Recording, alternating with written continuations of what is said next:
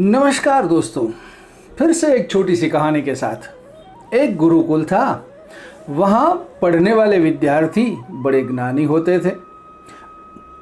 माता पिता अपने बच्चों को वहीं पढ़ाना चाहते थे। उस गुरुकुल में शिक्षक बनना आसान काम नहीं था।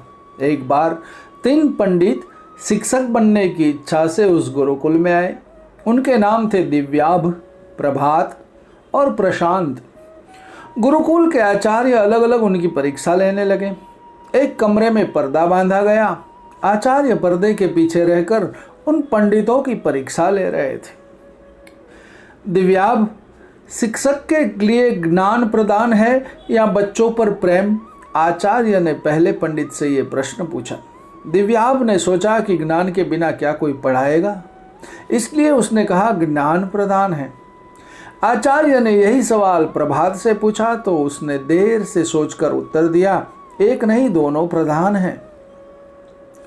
आचार्य ने प्रशांत से यही पूछा तो उसने शांति से कहा, ज्ञान के बिना कोई शिक्षक बन ही नहीं सकता, वह तो अनिवार्य है ही। इसके अलावा पढ़ाते समय प्रेम ही सबसे जरूरी आचरण है। प्रशांत के स्वर में आत्मविश्वास था। अब आचार्य ने तीनों से अलग अलग दूसरा प्रश्न पूछा, मैं तुम लोगों को देखे बिना क्यों प्रश्न कर रहा हूं? तो दिव्याभ ने कहा, सीधे देखने से परिचित को पहचानना पड़ेगा, उसे नियुक्त करने का विचार आएगा। प्रभात ने कहा, अगर आगंतुक कुरूप होगा तो उससे सवाल किए बिना भेज देने की नौबत आएगी, जिससे बचने के लिए आपने ऐसा किया है। आचार्य उन दोनों के उत्तरों से संतुष्ट नहीं हुए।